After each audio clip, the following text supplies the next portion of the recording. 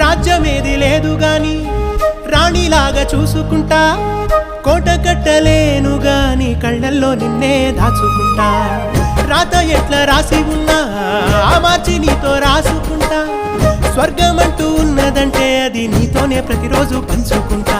నిన్ను గన్న మీ నాన్న కన్నా అల్లారు ముద్దుగా సాదుకుంటా. నీకు కోపం వస్తే కొంత దూరం ఉంటా, నువ్వు గీత గీస్తే నేను దాటనంటా. కంట నీరు కంటి రెప్ప దాటకుండా కాటుకై కావలుంటా.